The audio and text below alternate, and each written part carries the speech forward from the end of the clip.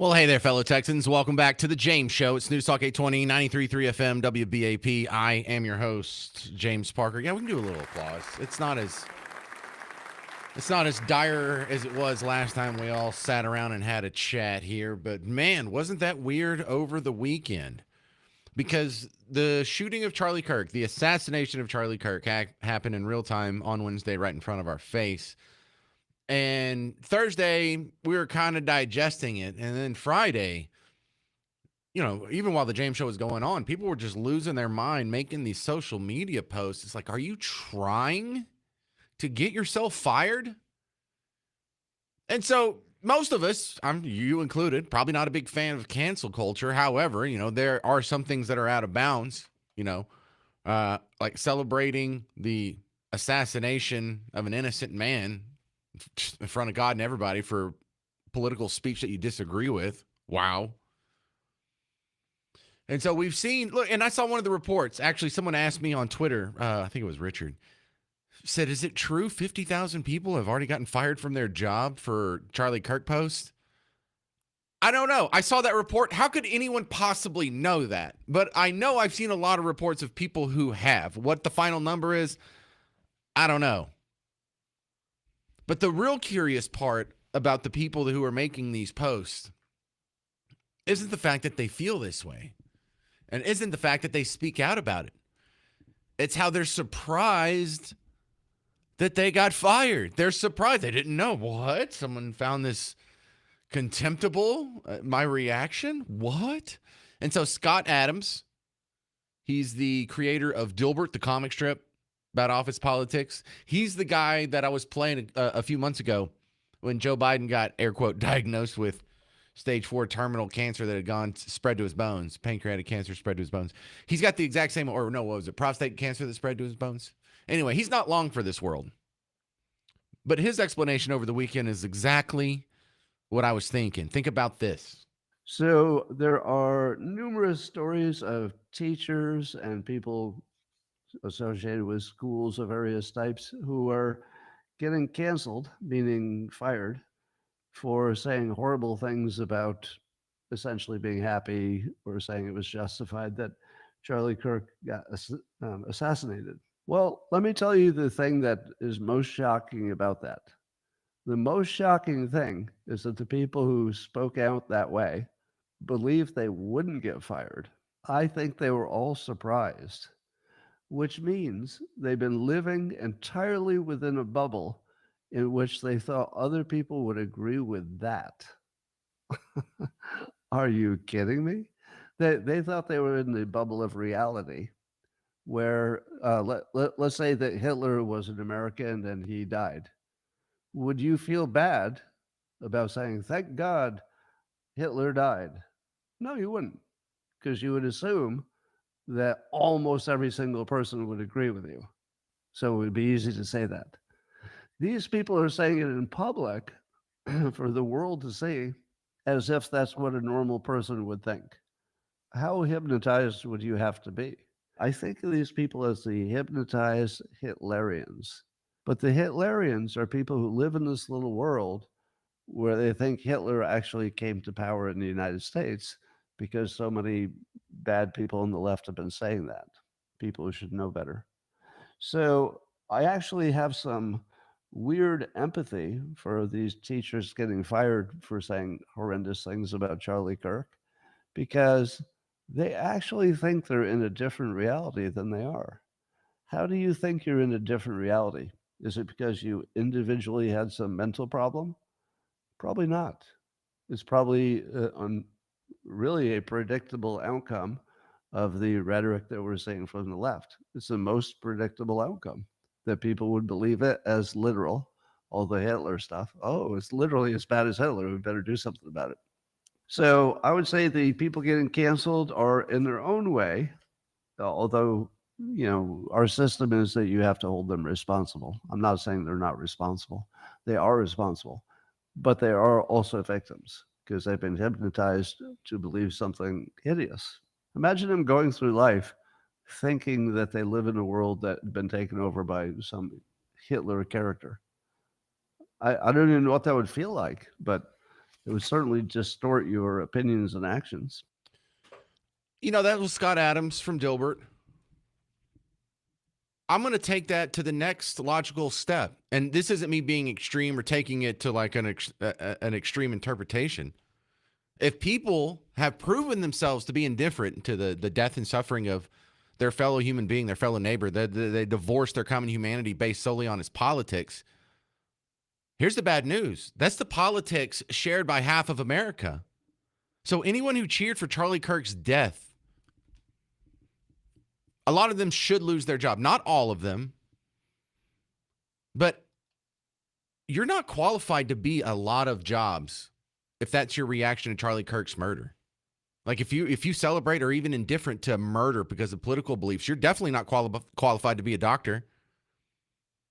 Can you trust that guy to put his full effort into it if Charlie Kirk came onto his table? What about a Charlie Kirk supporter? Whatever. If they live or die, I don't know. Maybe we can.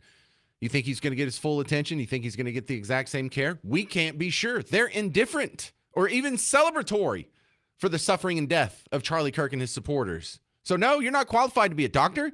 You're not qualified to be a paramedic. You're not qualified to be a nurse. You're not qualified to be someone who works for a health insurance company. Deny care. Why? Did you see what he posted? Yeah, let him die. I don't care.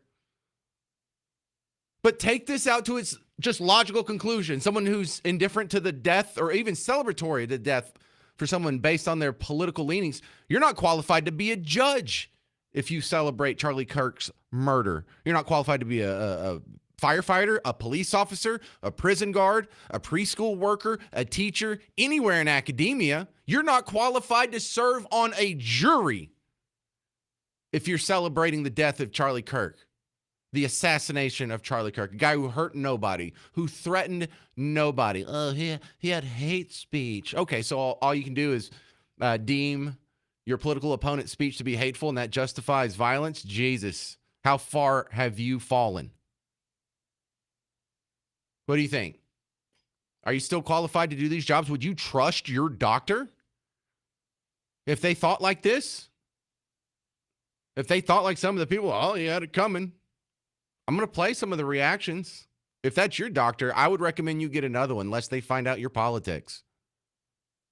And this isn't me being a cancer culture, am I saying that right? Cancel culture guy.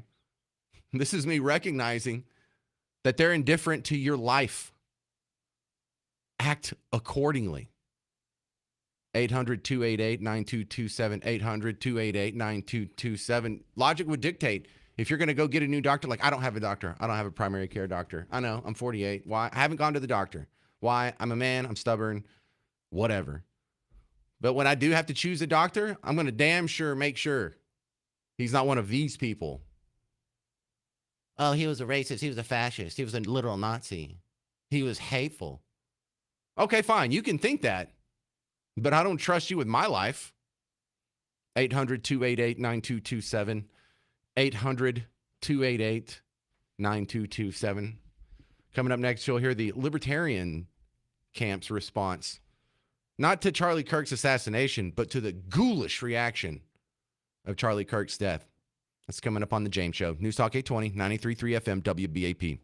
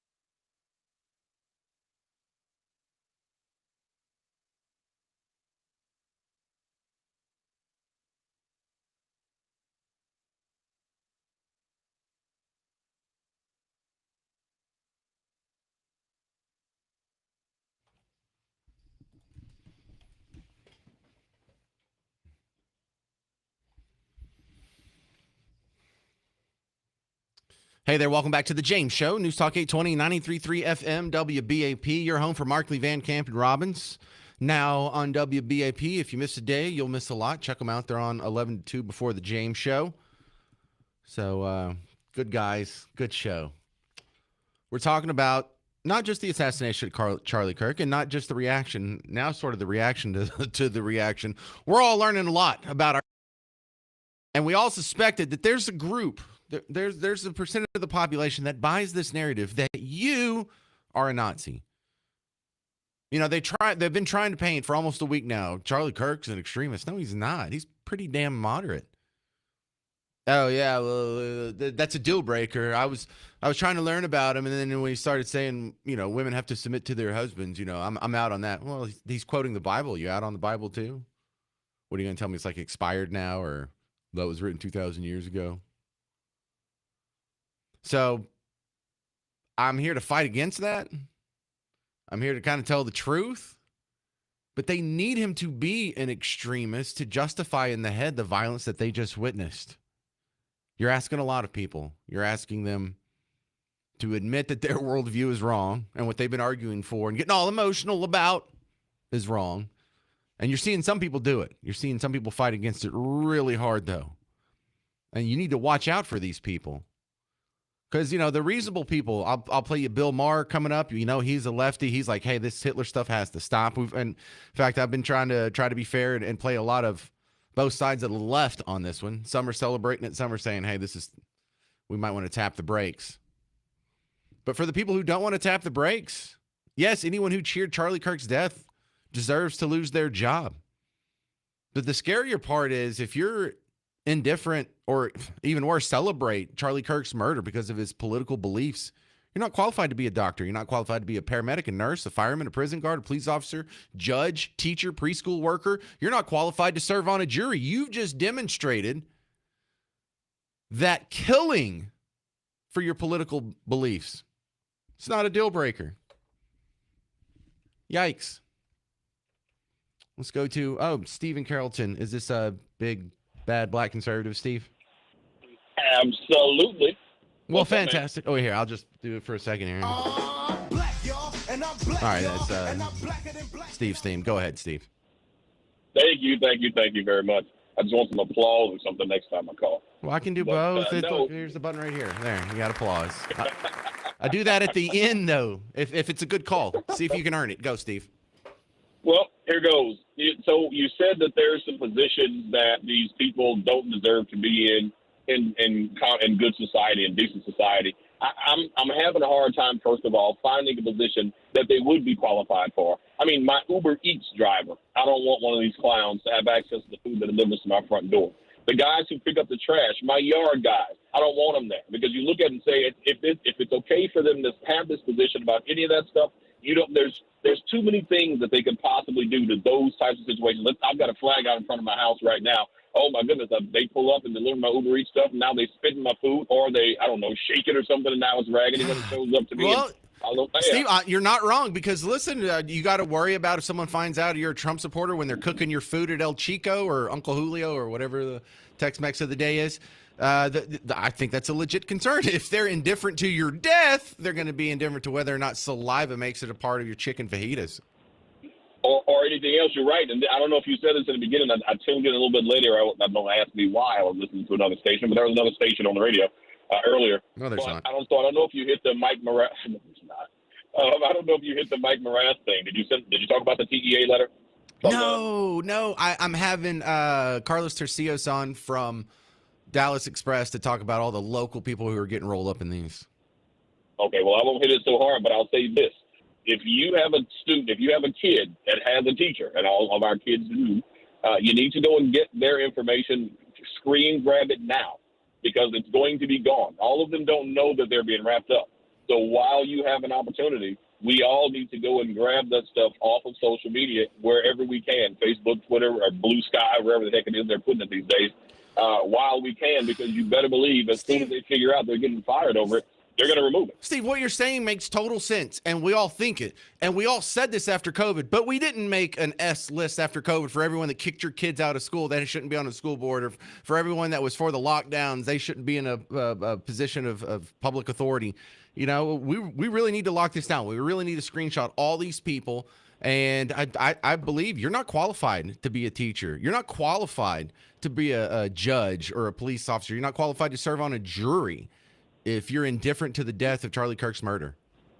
There is no position. There is no position. They could file your taxes. They could be a garbage man. There are some jobs out there. They could be a janitor. They could even be. You think, hold on.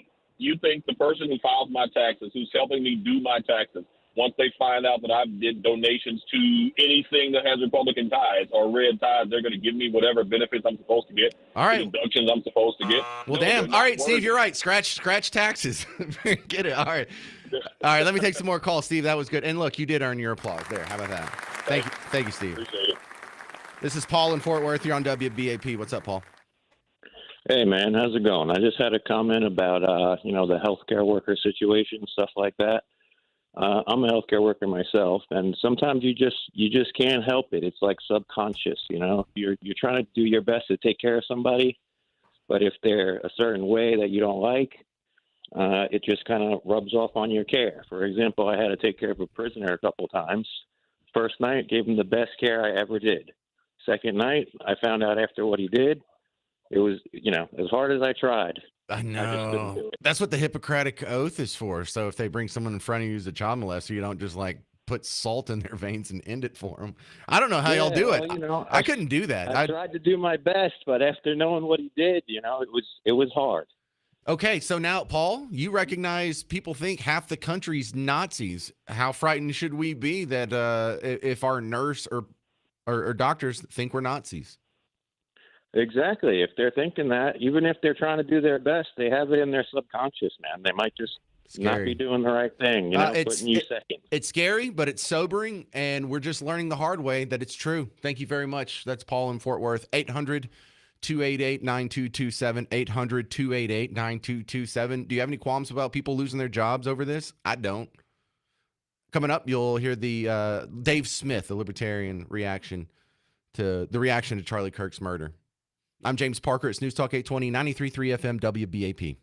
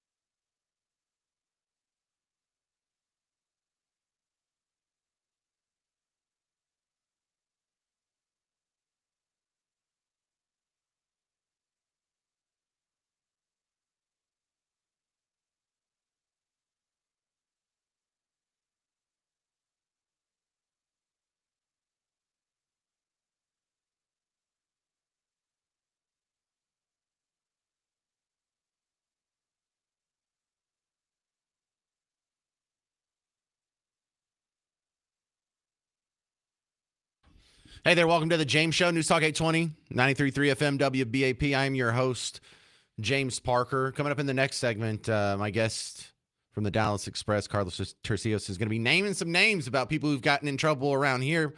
I'm talking about people in political offices, some public figures, some people you might recognize, some people that you might live in their districts, and you might want to know some of this.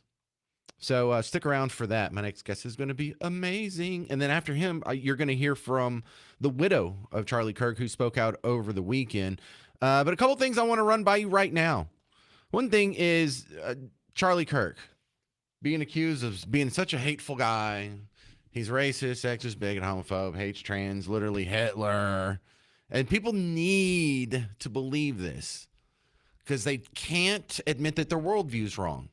They can't admit that maybe their side does have a problem with the violence. Maybe their side did go too far. Maybe he didn't deserve to die.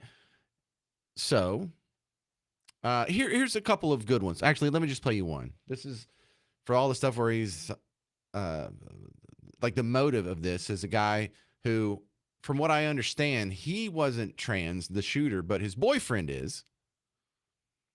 And so we learned that over the weekend.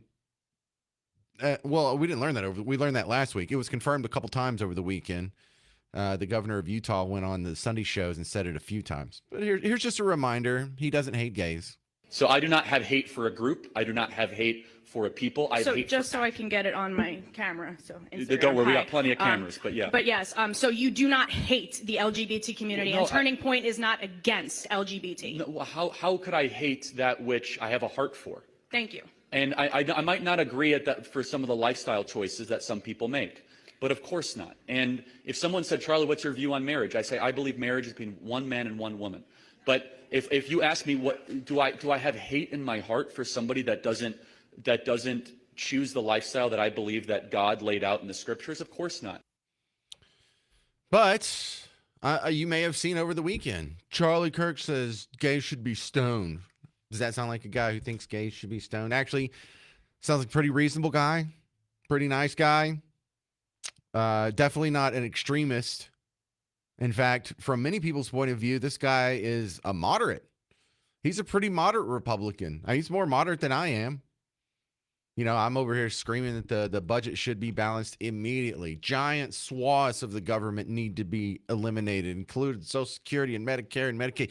I'm talking about more than 70% of the federal budget needs to be cut. That's what I believe, and I'm far more of an extremist on that position than Charlie Kirk. But even the things that he does believe policy-wise when it comes to gay marriage and whatnot was the mainstream Democrat opinion until 2011. It was his position on gay marriage now is more gay friendly than Barack Obama's when Barack was elected in 2008. So with that, from the point of view of a libertarian, Charlie Kirk being called an extremist is beyond ridiculous. And to make the point, this guy, his name is Dave Smith. He's the guy who used to be a comedian, but now his online show is more of a, he's a pretty good mouthpiece for what mainstream libertarians, if such a thing exists. And it's pretty close to what I believe. And it's a little different than Republicans. Charlie Kirk was the moderate.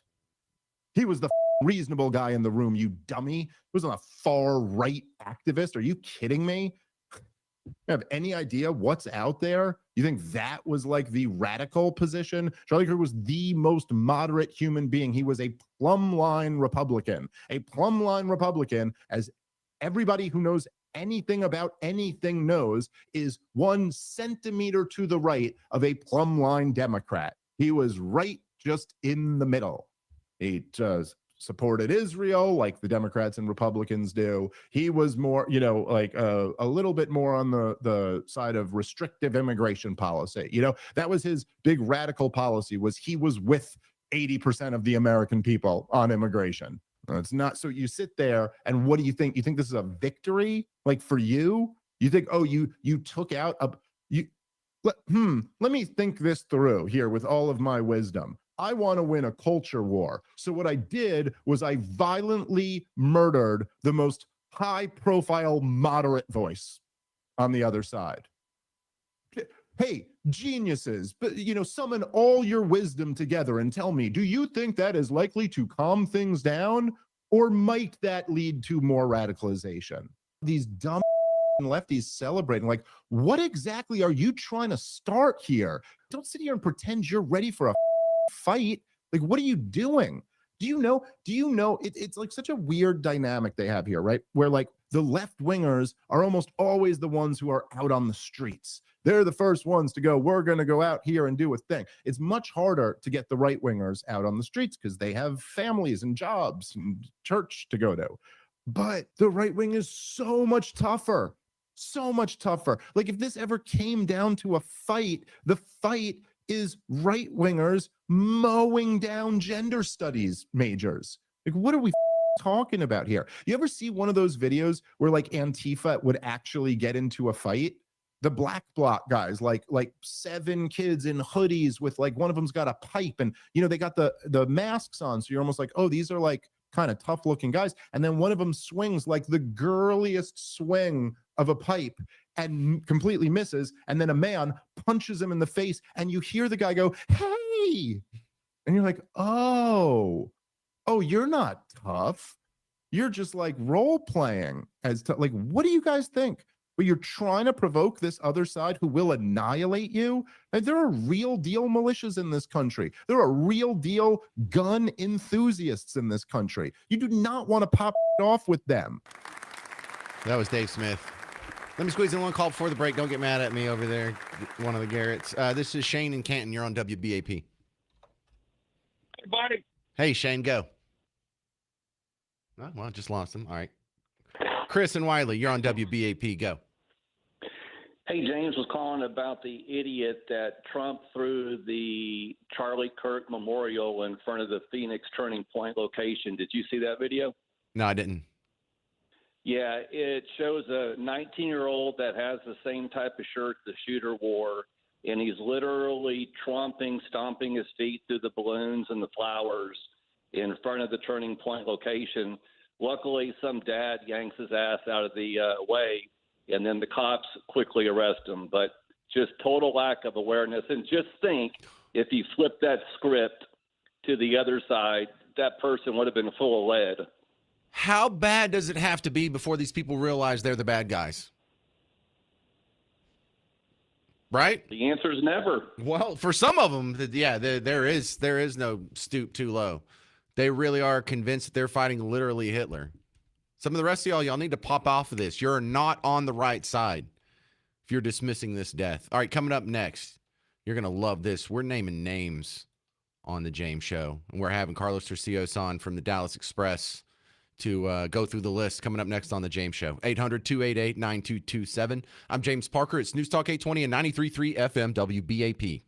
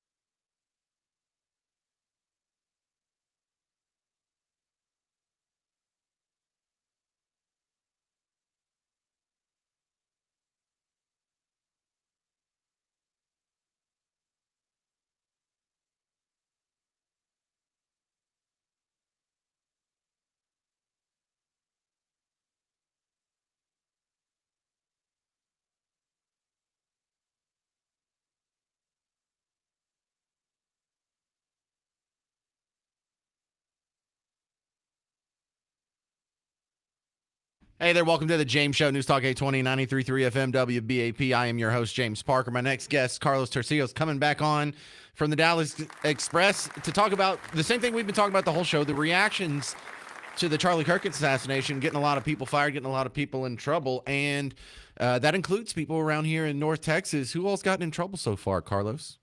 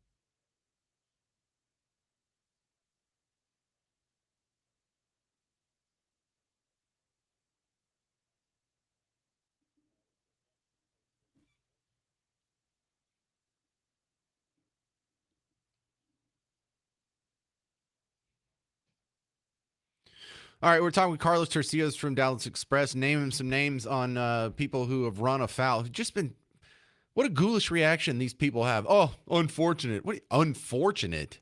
Would you dare say that about George Floyd? No, we had to endure riots for months on end, and this is just unfortunate for you. You'd also mention another Democrat councilwoman, Deborah Peoples, has a ghoulish reaction defending her posts.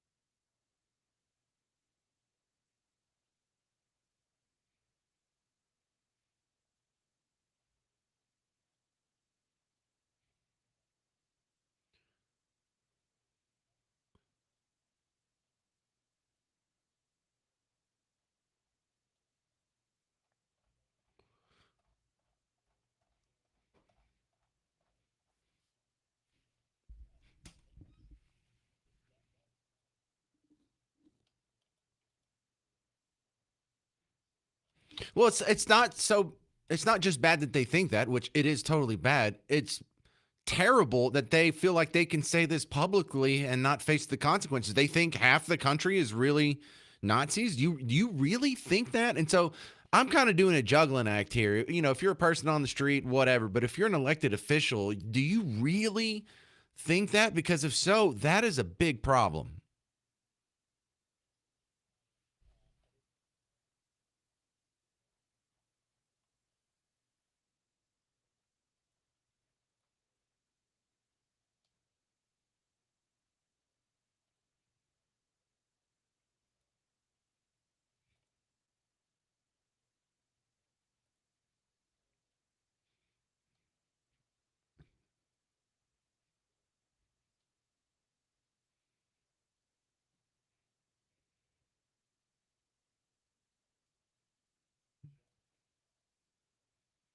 They tried to bury that one, yeah.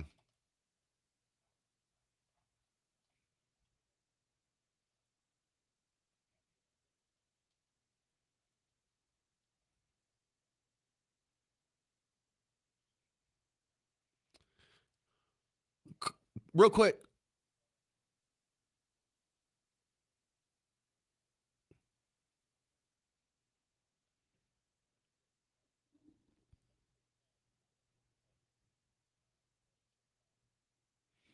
Carlos Tercios, are we seeing any school administrators or teachers losing their job in North Texas?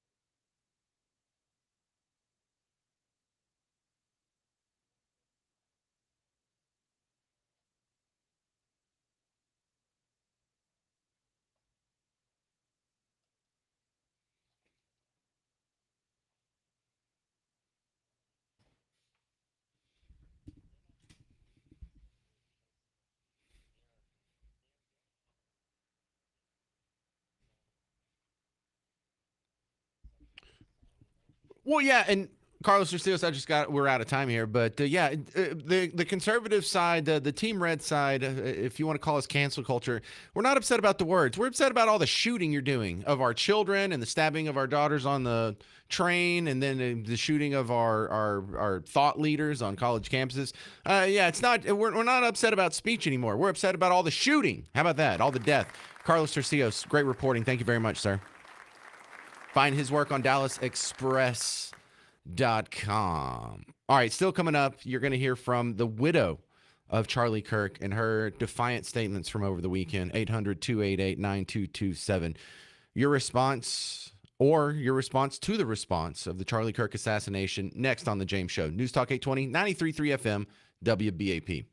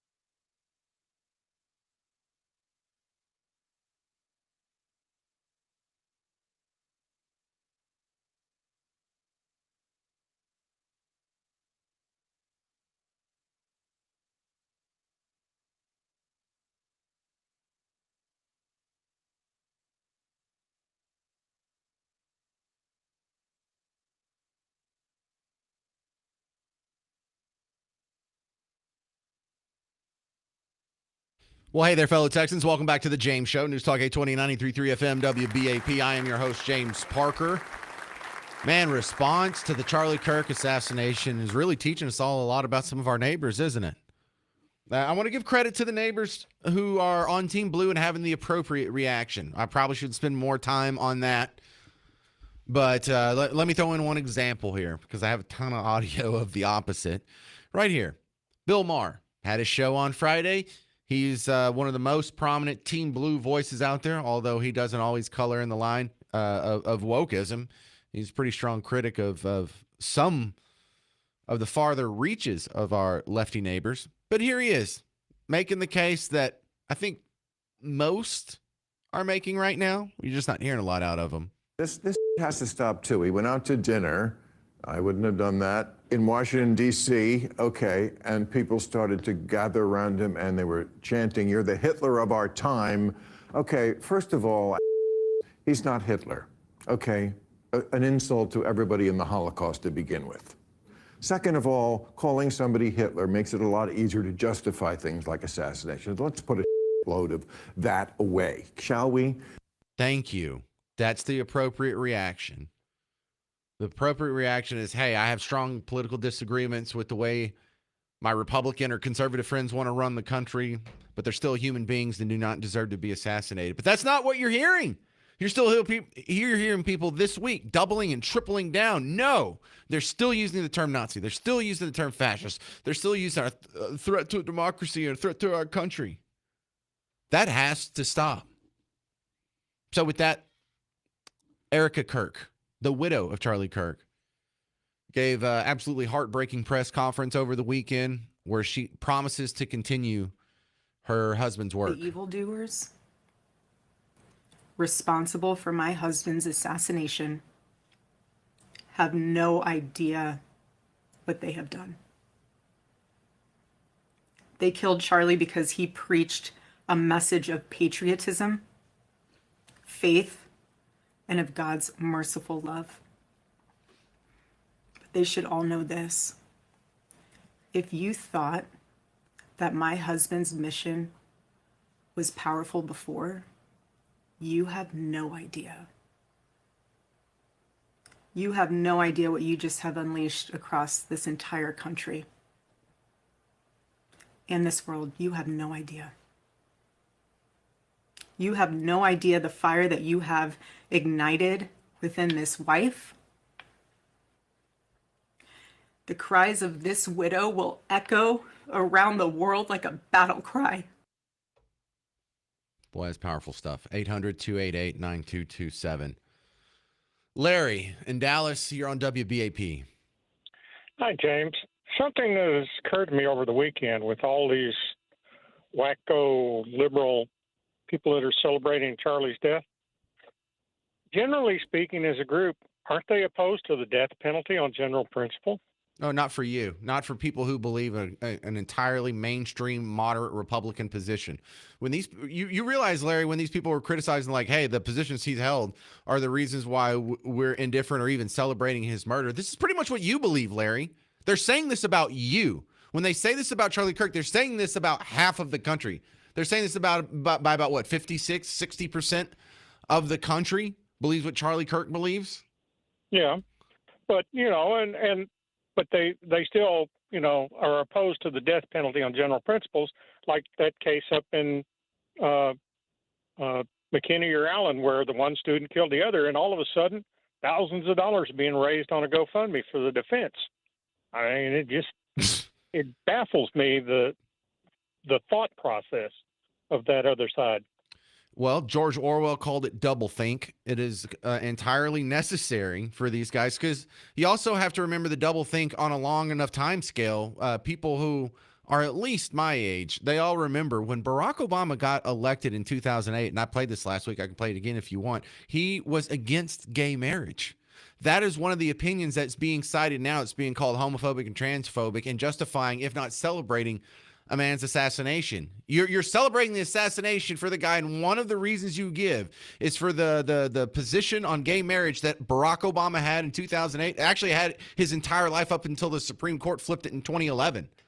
But this is now a death penalty offense. This is now a justifiable homicide if you hold such hateful beliefs when they were your beliefs, not you, but the people, the critics, when they were your beliefs just 15 years ago. Yeah, Exactly. huge double think, Larry. And I hope a lot of people see that. I hope there's a lot of people who aren't that politically active, who just kind of been reading headlines and looking at social media and maybe listening to their favorite musician or favorite actor. Or they remember their favorite professors and all just got indoctrinated with lefty stuff. And they're waking up thinking, well, maybe this isn't the right side. Maybe I don't believe in the right team. And boy, I hope there's a lot of self-reflection going on. I hope there can be a lot of changes in hearts after all this, because we'll never get Charlie Kirk back, but some good can come of this. 800-288-9227, 800-288-9227. Coming up next, there are some politicians on the hot seat who are now denying that they ever used the Nazi language. I've never called Trump a Nazi. I never called his supporters Nazis. Really? We have the tapes. So I'll humiliate Illinois Governor Pritzker for you next on The James Show. News Talk 820, 93.3 FM WBAP.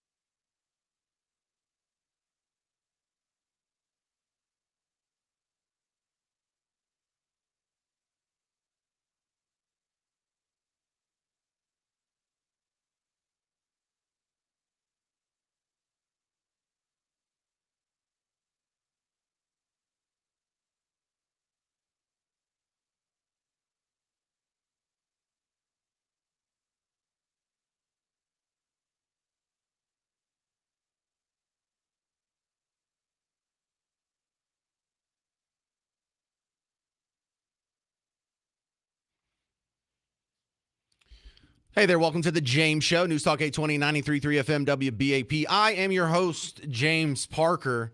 Now, some people are having the appropriate response to Charlie Kirk's murder. You know, everyone on Team Red saying it's terrible, shouldn't have happened. We need to really evaluate the hyperbolic language that we're using that seems to be galvanizing some psychopaths to keep shooting at us, keep shooting at our presidential candidate, keep shooting at our thought leaders, keep shooting at our children while they're praying in a mass at a Catholic school. So that's a conversation that needs to be had, but that's not the conversation a lot of people want to have. A lot of people are still insisting they're doubling down on the Nazi card. And we're kind of realizing, hey, all you people who keep throwing the Nazi card, you have a little bit of culpability here. You're the ones who keep shooting at people. It's one thing to say, you know, they're just saying that to be sensational. They're just saying that to be hyperbolic. They're just saying that to get their point across. They don't really mean it. Well, some people really believe it. And we're learning who really believes it. And what was it, a Voltaire quote? Once you get people to believe absurdities, you can get them to commit atrocities. And so here we are. If you can get people to believe they're literally fighting Hitler, it's not really a far step from them arming up and shooting at us. This has got to stop. Charlie Kirk's not an extremist. He had a pretty moderate and mainstream Republican opinion on most issues. And if you're excusing this, then you're excusing violence committed against half the country. That should be an untenable position. So, J.B. Pritzker was saying, dude, I have never called Republicans Nazis. Don't you ask me if I have any culpability in this or if I need to tone it down. I've always been well behaved. You have called Republicans Nazis. No, I have not. That is completely false. I have never called Republicans Nazis. I'm glad you cleared that up because there are some. Well, that's what they'd like to say. They're lying. They're lying. I had asked you to ask you that. Well, that's not what I called them. You know, the punk reporter, too. You almost think, hey, what a great reporter. She's holding him to account. But she's on his side, actually, and she's almost rolling around the side. Have you ever called him any Nazis? No, I haven't. Well, I'm glad you cleared that up. You're a reporter? Hang on. You have called Republicans Nazis. No, I have not. That is completely false. I have never called Republicans Nazis. I'm glad you cleared that up because there are some. Well, that's what. I'm glad you cleared that up. You know what that tells me? That tells me that this lady has never gone online to look to see if he's called Republicans Nazis before or not. Because you can just type in Pritzker Nazi and it pops up. So she's saying, I'm glad you cleared that up. Lady, either you haven't researched it, so you shouldn't be running your mouth because it's uninformed, or you're intentionally lying. Because here it is. This takes all of 22 seconds to find. The dangers that we saw in Nazi Germany are the dangers that we need to react to now. It's a 5-alarm fire, everyone. It's time to step out of your comfort zone and step out into the streets. Well, he didn't directly call them Nazis. All right, let's go to a report from just a few months ago here. This is the NBC affiliate in Chicago talking about how often Pritzker refers to the GOP as his Nazis. Governor J.B. Pritzker talking about a tight budget year ahead, but he spent a good part of his speech focusing on threats from the Trump administration. I'm watching with a foreboding dread what is happening in our country right now. The governor, who's expected to run for president, making frequent references to Nazi Germany as he criticized the president. The authoritarian playbook is laid bare here. They point to a group of people who don't look like you and tell you to blame them for your problems. All right, you lying bastard. A guy got shot and you've got to lie about your record? Come on, man. At what point do you start telling the truth? At what point? You know you've referred to them as Nazis before. You know you've made the references. You know there's been news reports of you calling them Nazis. You know that we know. And you still say it anyway. You still have a reporter say, well, I'm glad you cleared that up. No, y'all are both liars. You should lose your job. 800-288-9227. This is our buddy Ernest in Euless. I say that. I don't think I've ever talked to him before. Hey, Ernest, how's it going? Pretty good. How are you? Listen, I'm amazed at how and why they think the things that they think. But I think we've not really given them the opportunity to to express their actual feelings. That's what I want to hear. I would like for you to invite them to come on, not debate them, but just let them kind of spill their guts, empty their brains, as it were. I want to know what makes them feel and think the way that they do.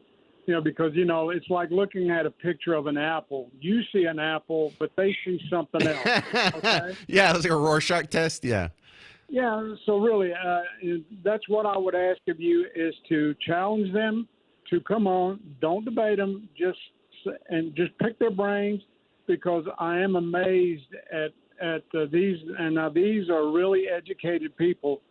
But for them to look at Charlie Kirk and say he's evil, that's insane. Well, Ernest, let me go ahead and relay it right here in front of your face. Hey, anybody who wants to from the other side, just call in right now and give me your side of this story. Am I getting something wrong? I would love to hear your reaction. I would love to hear how you justify this guy's assassination, or how you minimize it, or how it's okay in your eyes because you think he's literally Hitler.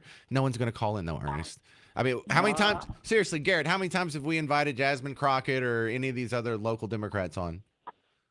Yeah, it's a pretty regular thing. They don't come on. We have there's one cool guy that's the Tarrant County Democrat president. I'll give him credit.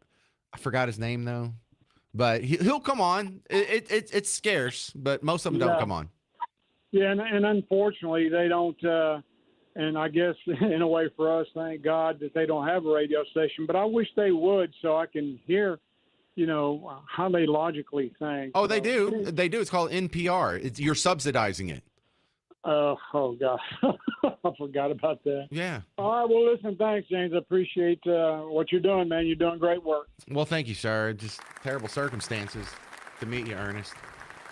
This is I have time. No, I don't have time for another one. All right. Look, we got some good callers lined up, but we're continuing, just marveling at the reaction to Charlie Kirk's assassination. You would have thought a week ago when this happened almost that aside from a few fringe weirdos like a Jeremiah Wright or something, that everyone would agree this is a bad thing. No, you just learned painfully over the weekend how many people out there are okay. They're excusing half of the country experiencing violence.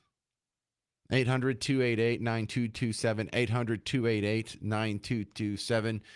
And I'm going to make your jaw drop coming up next. The governor of Utah went on CNN this weekend, and Dana Bash just pushing back on him about the whole the motivation issue. Just ponderous stuff, man. I'm James Parker. It's News Talk 820, 93.3 FM, WBAP.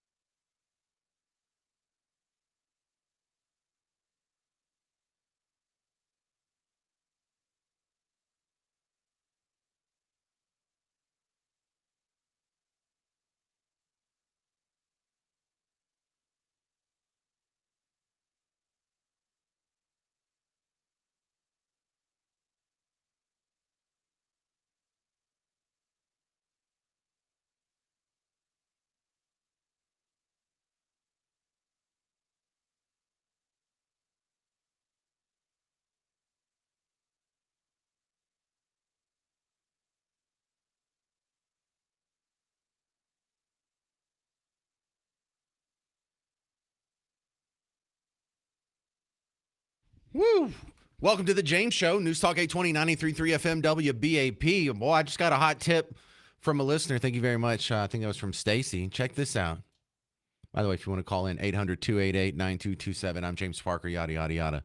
So it was on the 12th, which would be Friday, that the Texas Education Agency sent out a letter to all the superintendents in Texas.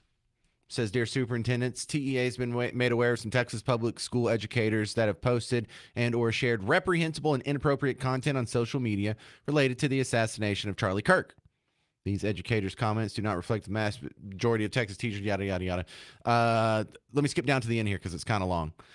If you are made aware of additional instances of inappropriate content being shared, it should be reported to the agency through TEA's misconduct reporting portal. Commend the swift action taken by the blah, blah, blah. That's Mike Morath, Commissioner of Education in the state of Texas, as reported by the Texan on Friday. Well, let's fast forward.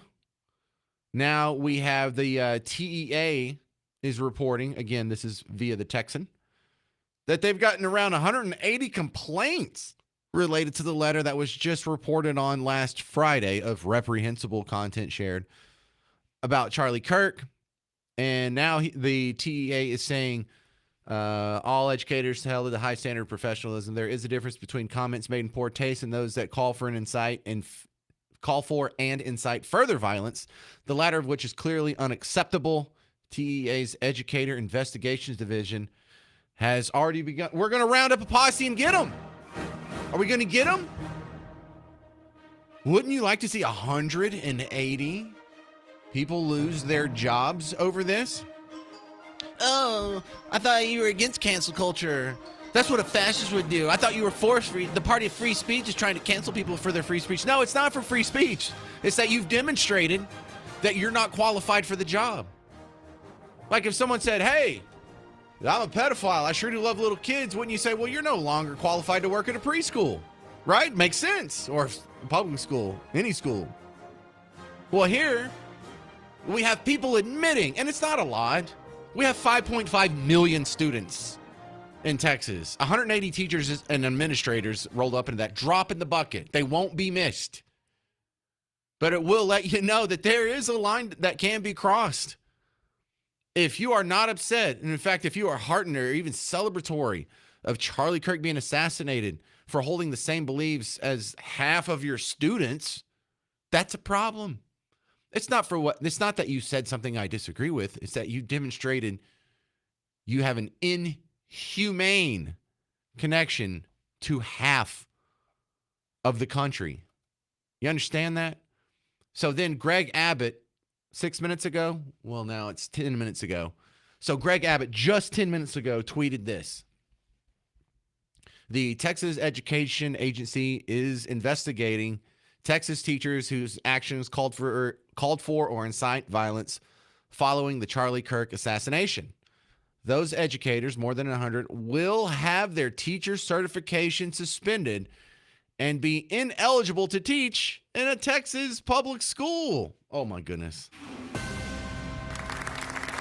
FAFO, right? Isn't that thing we got to live under now?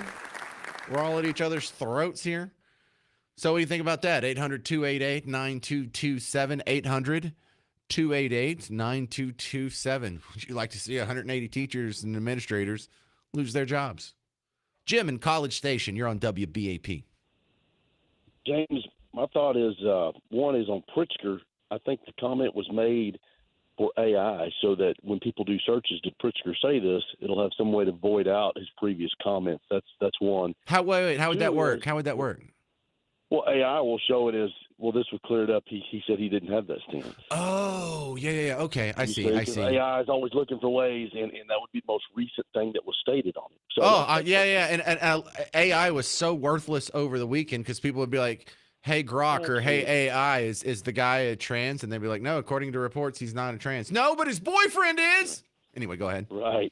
So, and then the next part is, the left has used the court of law in so many ways to go after conservatives, and my heart is just broken for the Kirk family, for all of our nation, for what's happened with our greatest debaters on freedom, on liberty, and to spread the gospel. But my family also, my heart also breaks for the father of this assassin, because here, yeah, he did the right thing. He turned his son in, but I think he should sue the school if he can. And I don't know that the school persuaded him or moved him into this crazy ideology that he had.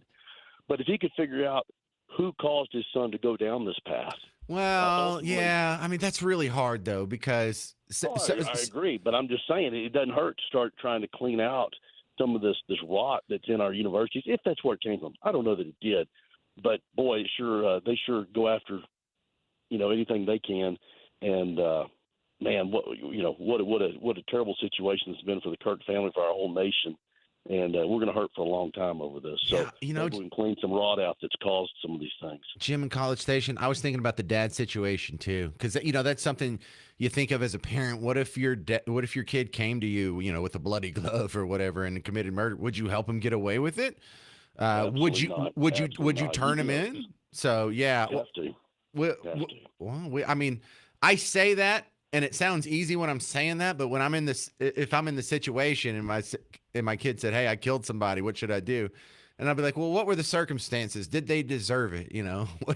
It's tragic. It is tragic. It is. But my heart breaks for him. But I think, man, just a way to go to clean out the rot. I've got two daughters that have been in the university system, and there's plenty of this stuff to go around in our high schools as well. Yeah, well, you sound like you're okay with 180 teachers losing their jobs for ghoulish Me too. Me Absolutely. too. James, thank you. Hey, Great show. thanks for hanging on and calling in, Jim. That's Jim in College Station, knocking it out of the park. Like a Brandon Aubrey kick, baby. That was a good call. 800-288-9227. 800-288-9227. Yeah, in about 30 minutes, you're going to get my very cynical review of the Dallas Cowboys game. But we're talking about the Charlie Kirk assassination, the reaction to the assassination, and the reaction to the reaction.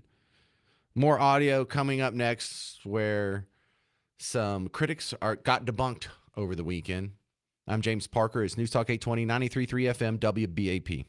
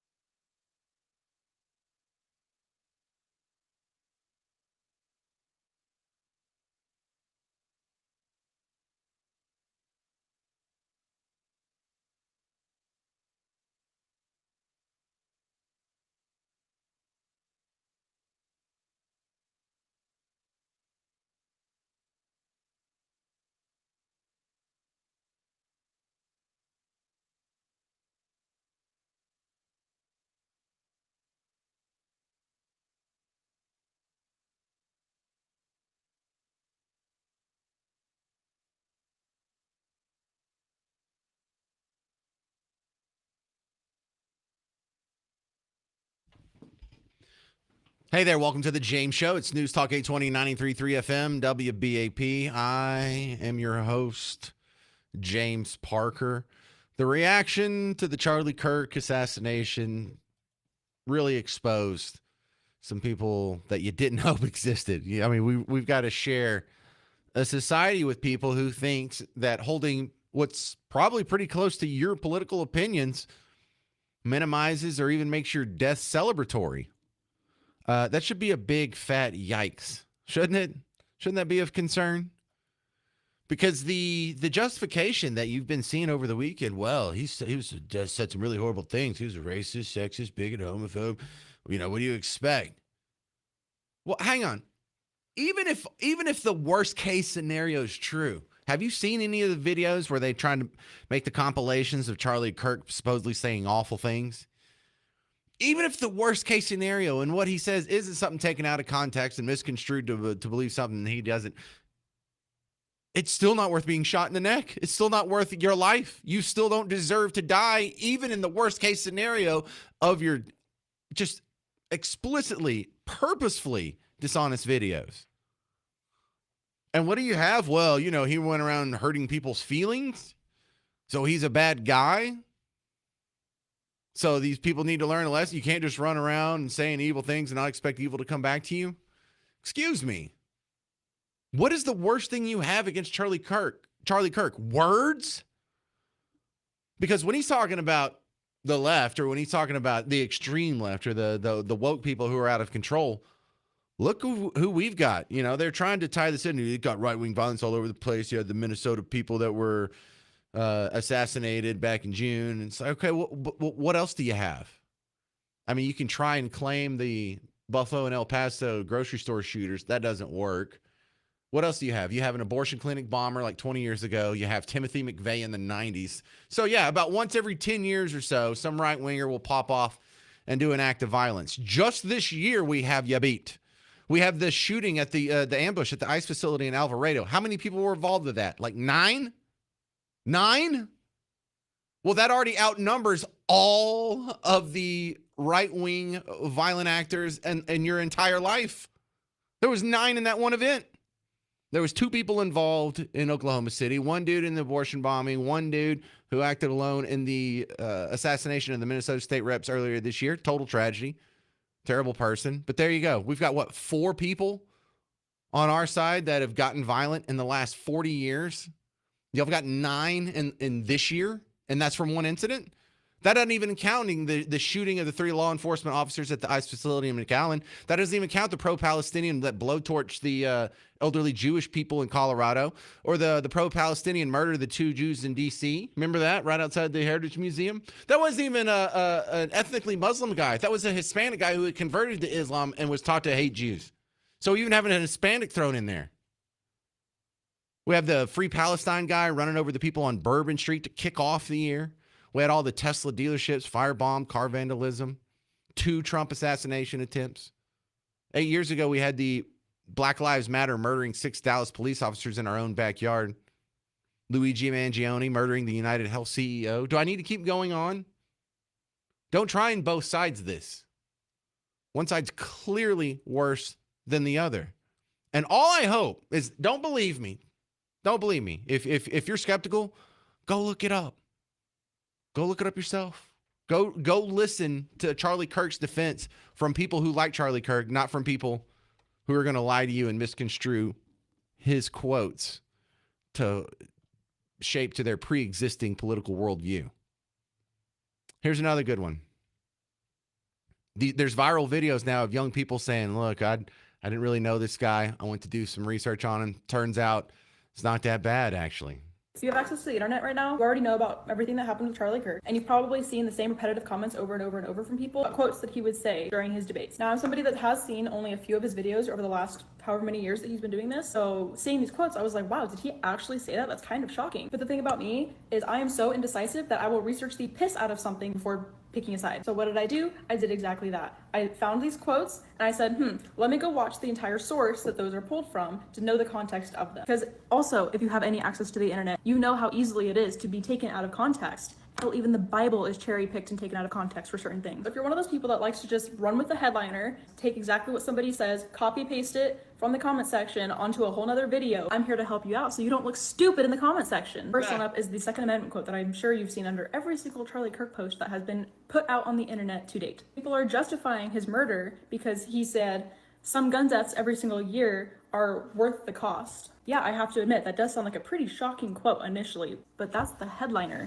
Obviously, people want to rage bait you. Stop getting pulled into it like an idiot. You read the headliner and immediately get rage baited, you're a sheep. If you decided to scroll down and read the entire story of that quote that it's pulled from, you will see a whole lot more to it. And on top of that, to just make sure I have the full picture, not just the little snippet that the news article chose to show, I went and watched the entire 2-hour-long video where that quote is from. He starts it out by talking about how having the Second Amendment is not strictly about self-defense, hunting, or having our fun gun. It is to protect ourselves from our government turning tyrannical. If you believe that this country is incapable of that happening, you are living in a utopian fantasy. Him saying that it's a price to pay is not about children dying. There are 50,000 car-related deaths every single year. That's the price for having cars. We want to get rid of cars and save 50,000 lives. All right, anyway, so this keeps going on for a couple minutes, but here she is, now a young person explaining to other young people where they're unlearning the wrong things that they've been taught. This is happening over and over and over, hopefully millions of times right now. And I think we're going to see some reverberations of this for years to come. Patrick and Forney, you're on WBAP. What's up, Patrick? Hey, James. First, thanks for the opportunity.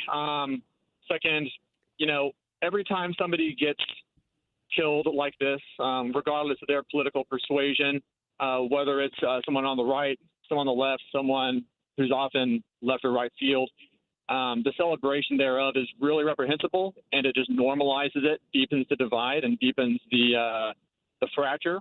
And so I think it's right that the people are getting fired over this, honestly. What would you say is the equivalent murder of someone on the left to Charlie Kirk? That was just a hypothetical. Closest I can think of is probably Dr. Martin Luther King back in the 60s. But no, honestly, nothing has recently happened that's been even close to this. The violence has been massively, overwhelming from the left.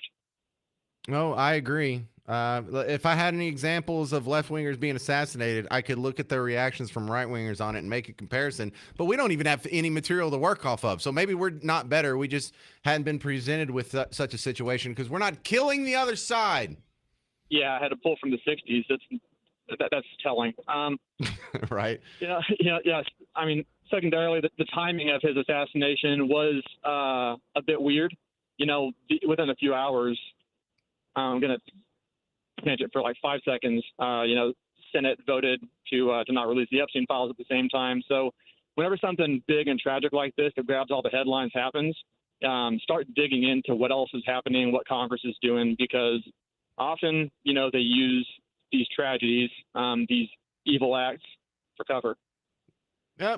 Well, I'll check in on that. Thank you very much. That's Patrick and Miso Forney. Coming up next, you'll hear CNN kind of battling with the governor of Utah over the demographics of the killer and his partner. Coming up next on The James Show. 800-288-9227. 800-288-9227. I'm James Parker on News Talk 820, 93.3 FM WBAP.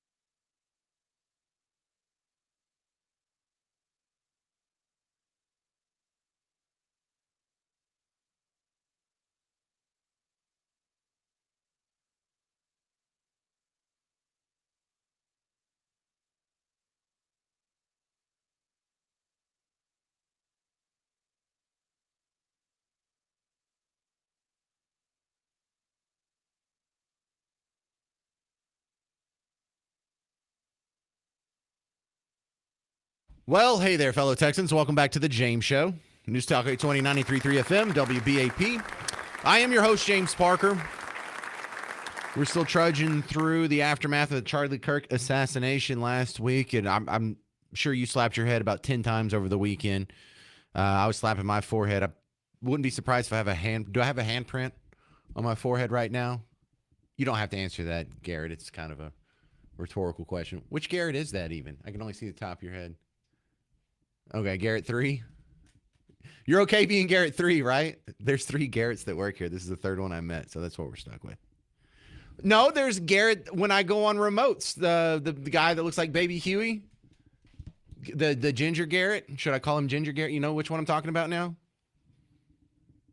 You don't even know who Baby Huey is, do you? You're going to have to Google that and laugh later.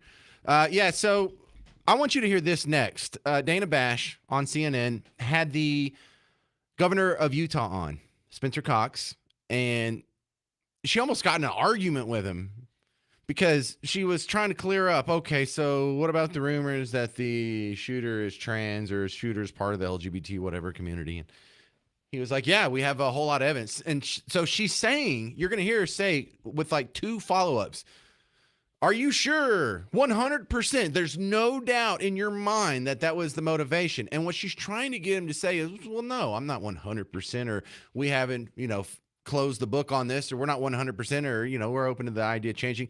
Because then the headline will be, even the governor of Utah is not sure that that's a connection. And then it will say in the next paragraph or the next segment, next sentence, there's no connection. They will just report it, though. There's no connection. As of now, there's no connection. We just had the Utah governor on Sunday, and he said there was no connection. He couldn't be sure that there was a connection.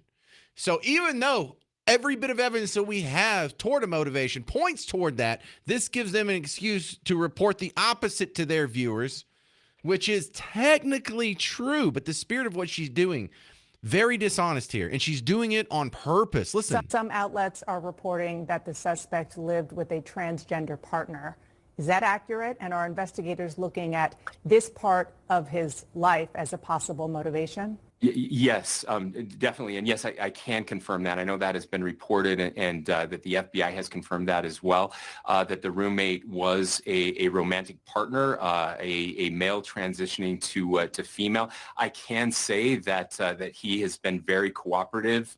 This partner has been incredibly cooperative, had no idea that this was happening, and is working with investigators right now. And how is that relevant to the investigation when it comes to the motive? Are you learning that? Sure. Well, yeah, that's what we're trying to figure out right now. Again, it's easy to draw conclusions from that, and so we've got the shell casings. Look, I love the fact. How is that relevant? Well, if it's not relevant, why was that the first question you asked? Oh, because you didn't get an answer you like. Now you're trying to dismiss whether or not it's even relevant. See what she's trying to do here? No, the next follow-up's even worse, but we'll continue. Other forensic evidence that is coming in and trying to piece all of those things together. You said that the roommate is being very helpful. Has that individual explained to law enforcement what the mindset of the shooter was and whether or not it is connected to his ideology or his situation as transitioning, as you just described? I'm not sure about that piece right now, Dana. Okay, so we're not sure if that. See, she wants him to say no, so she could go out and report. Well, they don't even know the mindset of the guy. They even admitted they don't know their mindset of the guy. Just because the guy had a trans boyfriend doesn't mean that that's in any way connected. Yeah, just because Charlie Kirk's outspoken against that community, just because there's been a rash of other violence from that community, just because there are things etched onto the bullet casings from that community, doesn't necessarily mean there's any connection here. That he was romantically involved, as you say, with his partner who is transitioning is relevant to the motive of the murder based on the investigation. Well, sure. Again, all of these things we're trying to figure it out. I know everybody wants to know exactly why and point the finger, and I totally get that. I do too. This is so dishonest. This whole angle is so dishonest. She keeps trying to probe. Is there any doubt in your mind? Are you sure? I mean, is that even relevant? Is there any connection even there? Just because we have every piece of evidence is pointing in that direction. Are you sure that that's the issue? Well, no, but it's clearly the only motive we have thus far. What do you think? He was a Lutheran with a grudge? This is Chris in Plano on WBAP. Hi, James. Hey, Chris. Hey, I wanted to clear something up on the Minnesota Senators. Yes.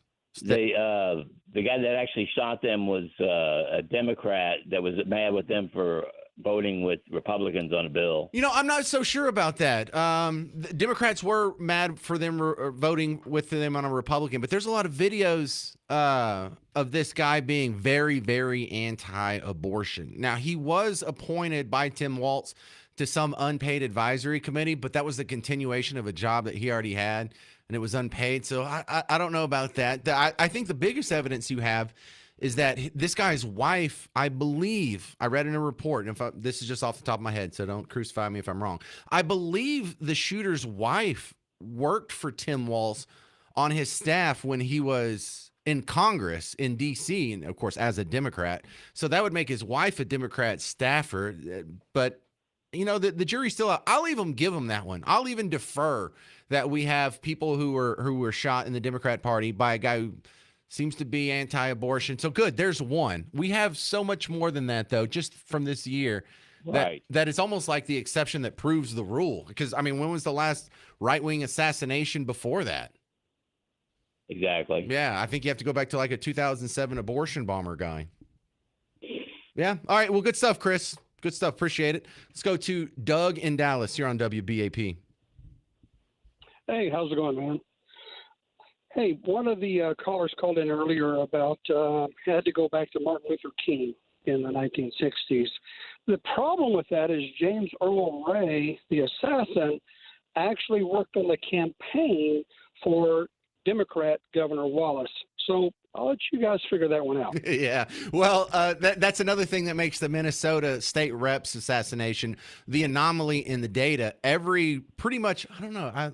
I want to say there's got to be more exceptions out there. Other than the Minnesota one, every assassination I know of has come from either a person who's a complete psychopath, apolitical, you know, like a John Hinckley or maybe Sirhan.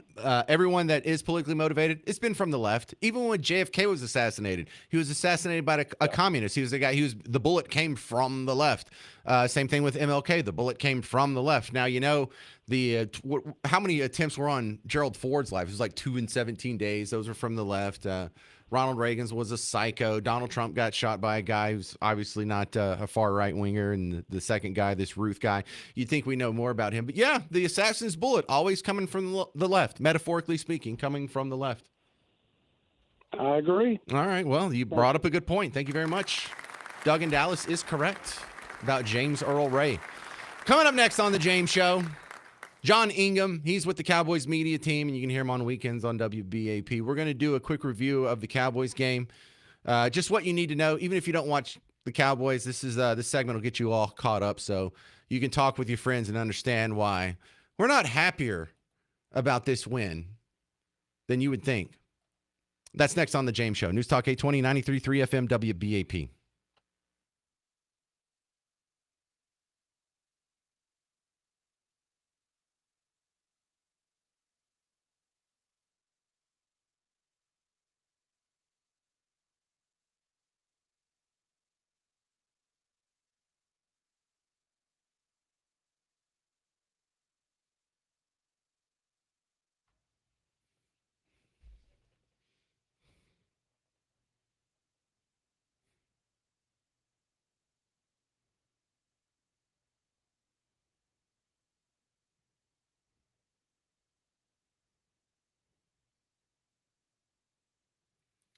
Hey, football fans. James Parker here for the Prize Picks app. You know, you can go through Prize Picks. You can do your searches. You can look at the statistics, and you can put the man on your team. I don't mean Dak Prescott. I don't mean Arch Manning. I don't mean Patrick Mahomes. I mean Brandon Aubrey, dang it. I mean, is this guy the MVP of the year or what? I mean, we have the baddest kicker kicking a 64-yard field goal, and if you would have picked more on him, You could have had a little more fun with the Cowboys game last night. We'll be talking about that more in the next segment. But listen, if you missed it, you can get some more action tonight. There's two Monday night games, Buccaneers versus the Texans. So our cousins down the road in Houston are playing. You have Chargers versus the Raiders. Look, go pick out your lineups. Go find some of your players, look at the statistics, and if some of them seem absurdly low or absurdly high, take advantage. Make a lineup of 2 to 6 players, and you can turn a little bit of money into 2,000 times your money with Prize Picks, America's #1 daily fantasy sports app. And if you're new to Prize Picks, you can get a little bonus action. Download the Prize Picks app today. Use code WBAP, and you get $50 in lineups with your first $5 lineup. Download Prize Picks. Use code WBAP. Get $50 in lineups with your first $5 lineup. Prize Picks. It pays. It's good to be right.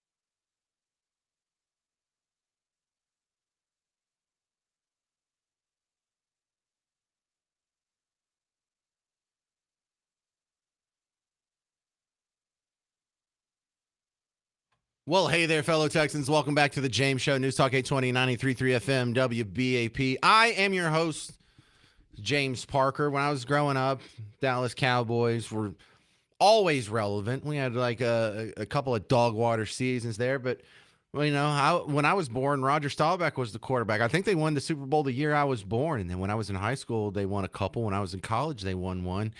Then they haven't done squat since. And so my next guest, John Ingham, he's part of the Cowboys media team, jumping back on the James Show. After seeing what I've seen the first 2 weeks, I think the doldrums are going to continue. I am not very optimistic about this season, John. I know we're only 2 games in, but talk me out of my skepticism, sir.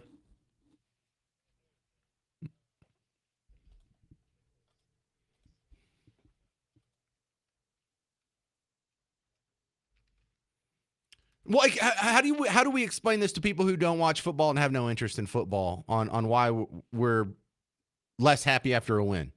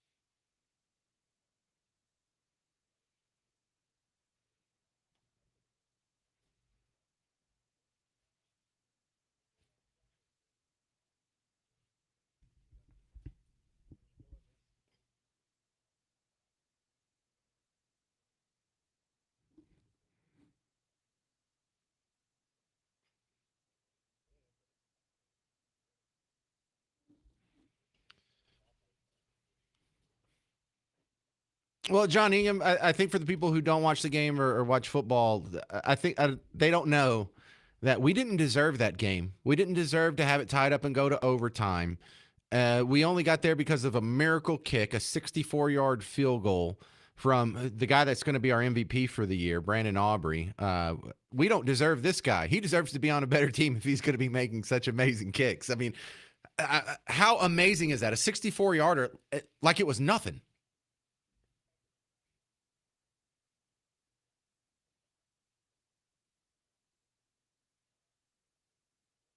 Well, and the NFL record for reference to non-football fans is what, 67 yards? It's been done like twice, and so that's the all-time record going back 100 years. And this guy almost did that, yeah.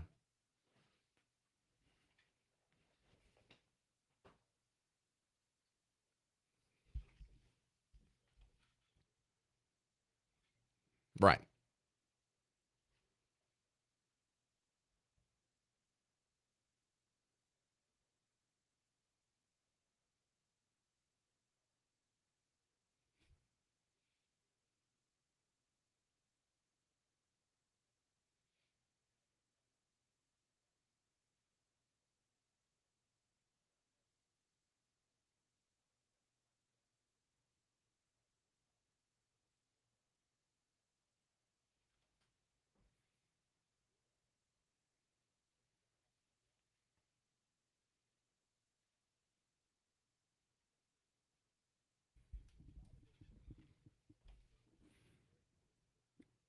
Yeah, he's amazing. Okay, so credit where credit's due. CeeDee Lamb looked great. George Pickens looked great.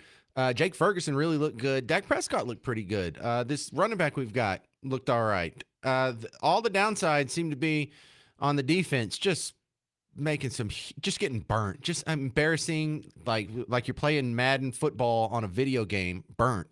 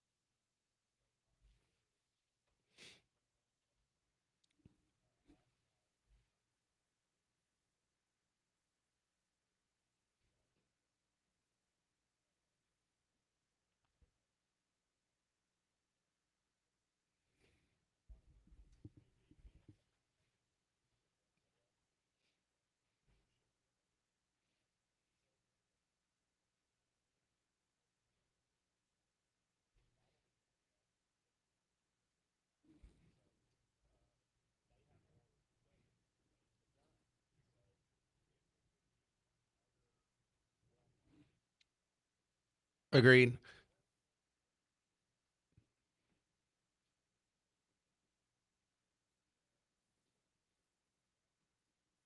Yeah.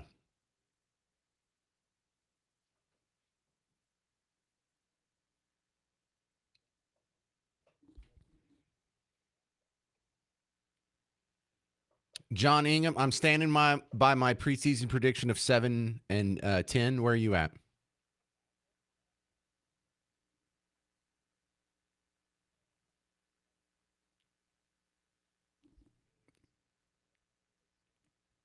Brutal.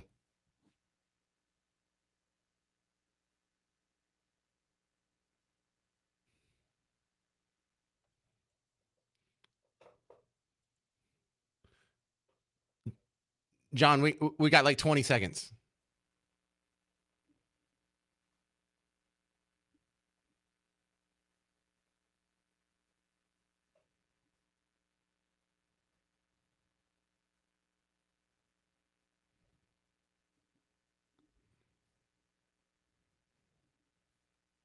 All right, I love the Cowboys, but I will tell you the truth when I don't think things are looking good. This is John Ingham.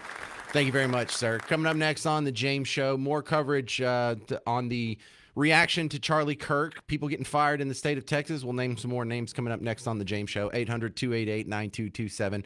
I'm James Parker on News Talk 820, 93.3 FM, WBAP. Hey, homeowners, if your wife's saying, I want to paint the bricks, you know, my friend XYZ, her and her husband just painted their bricks and it looks great and it makes the whole house look new. And if we could just do that, you know, it'd be so much.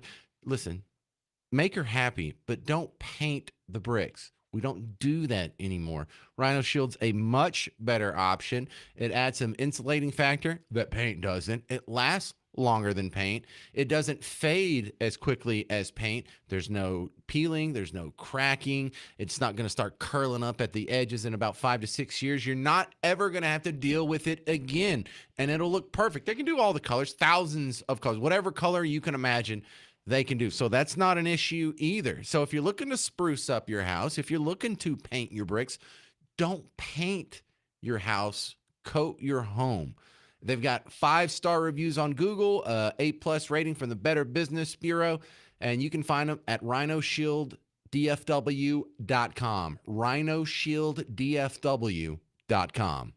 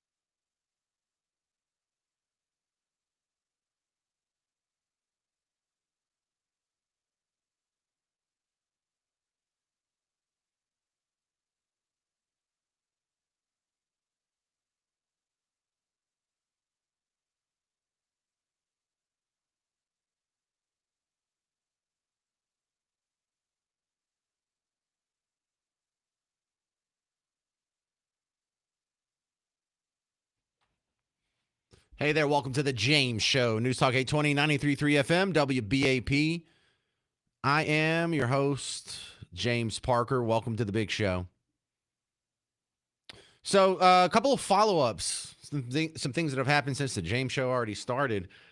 Number one is the governor of Texas is sharing that the Texas Educational Agency sent out a letter last week saying, hey, if you have any questionable concerns about teachers or administrators in Texas public schools and their reactions on social media or however else to the assassination of Charlie Kirk, send us the complaint. We'll be sure to look into it. And if things are going too far, they will be dealt with accordingly.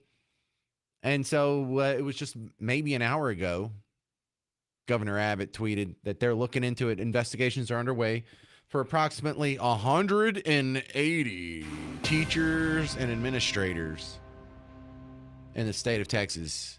And if you can dismiss the murder of an otherwise innocent man just based solely on his political beliefs, it wasn't just his beliefs, is that they were so hateful. Okay, so all you have to do to justify the killing of someone is deem their beliefs to be hateful.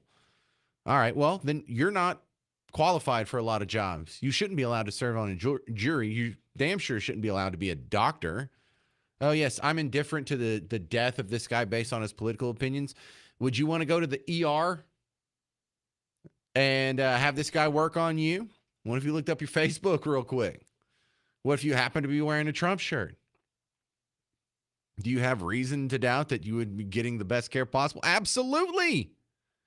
Absolutely. You shouldn't be allowed to be a teacher. I'm not saying you should be destroyed, not allowed to work anywhere. But if you have that level of hate, if you think half of the country, because Charlie Kirk didn't believe anything extreme, he shared the same mainstream views as about half of the country. If you're dismissive of half the country's death based solely on their political ideology, then no, you shouldn't be a doctor. You shouldn't be a teacher. You shouldn't be a firefighter. You shouldn't be a cop. There's all kinds of jobs you're not qualified for. You shouldn't be a nurse. You shouldn't be someone who works at an insurance company denying people coverage, because now we have to question it. You really don't care if they live or die. So why are you the person making this decision? That doesn't sound very good. That doesn't sound very promising. So there's a lot of that going on, and I'm interested to see what happens. Because the whole, I thought y'all were against cancel culture argument doesn't work. We're not the bad guys here. You keep shooting at us. Whether it's our ICE agents in Alvarado and McAllen, whether it's our kids who are trying to go to a Catholic school in Nashville or Minneapolis, whether it's Charlie Kirk who's just trying to answer a question about how the left is too violent in Utah. You keep shooting at us. So if you want to go ahead and lecture me for, oh, you guys are too wildly cancel culturally because you don't want people to have jobs after they demonstrate they're terrible human beings. Okay, but you're shooting people. You realize that's worse. Another great follow-up is after Erica Kirk gave her message, I think this was on Friday, we'll continue Charlie's work. That's The evildoers responsible for my husband's assassination have no idea what they have done. Well, let me give you a little bit of an update on that part. Since the assassination happened, the report is that Turning Point USA chapter requests 37,000 new requests for Turning Point USA chapters following Erica Kirk's speech. That's amazing.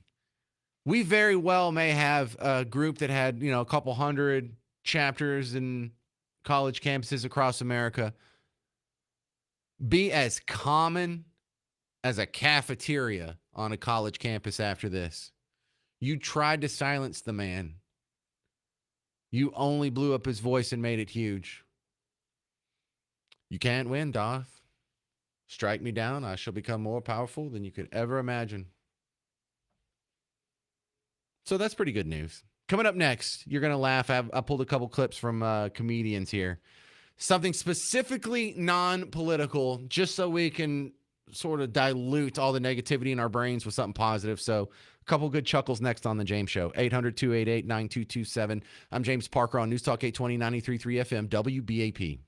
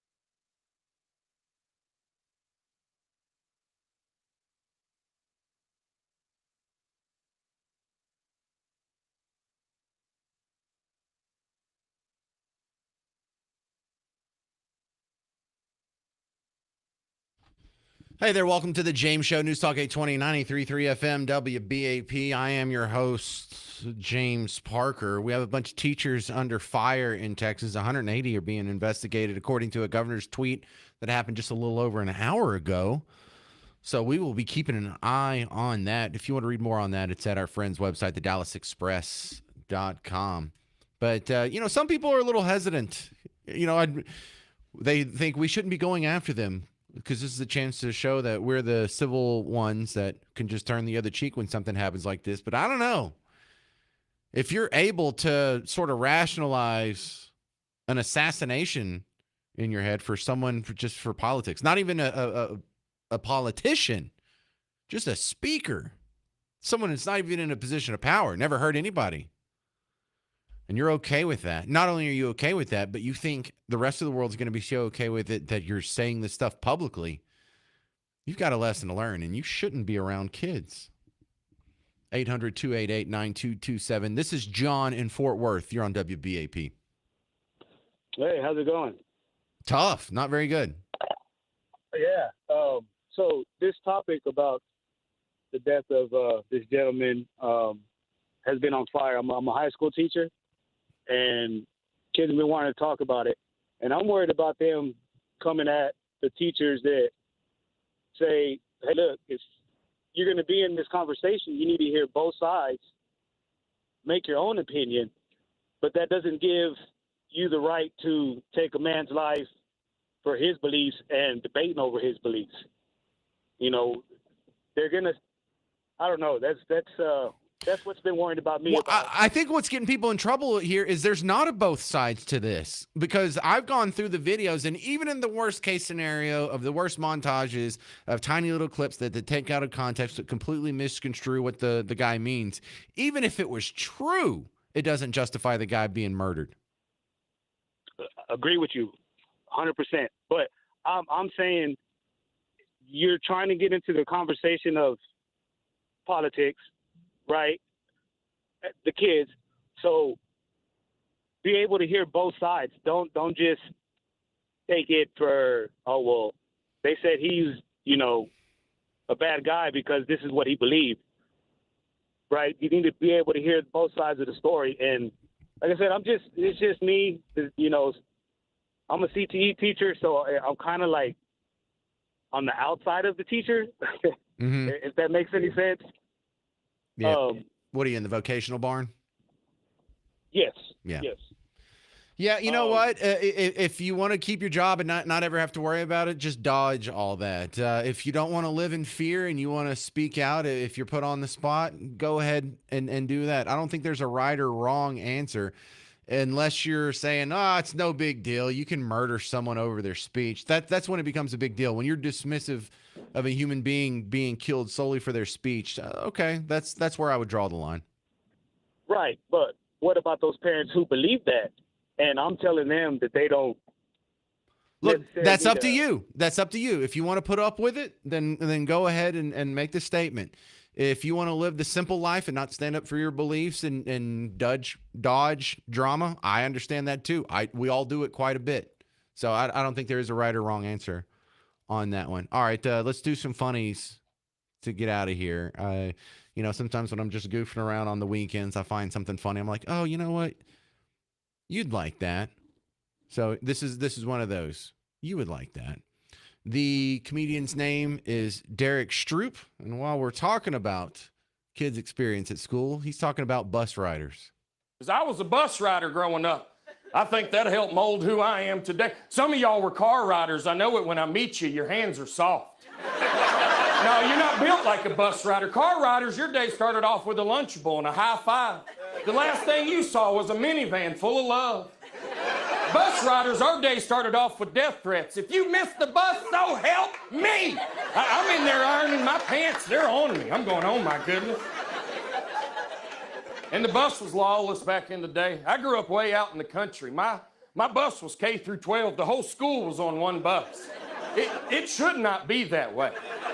We grew up fast, man. I was a third grader sitting next to 10th graders. I was hearing words I couldn't comprehend, sentences I didn't understand. That's because the bus was the internet before the internet ever existed. It was Google on wheels, and the further you went on the back of that bus, the deeper in the internet you got. That last row was the dark web, my man. Yes, bus riders, you feel me on that one? All right, that's going to about do it for the James Show today. Thank you very much for hanging out. If you need more James Show action in the ensuing 21 hours until I come on live again, there's a podcast. You can go check that out, WBAP.com, WBAP app. We also have a lot of good stuff that is on social media. Follow us on Facebook and Instagram and Twitter and YouTube and all that good stuff. You can see some video highlights, some interviews I've done with celebrities, and you can judge me based on my appearance. Stick around. Coming up next, The Mark Levin Show. I'm James Parker. This has been The James Show on News Talk 820, 93.3 FM, WBAP.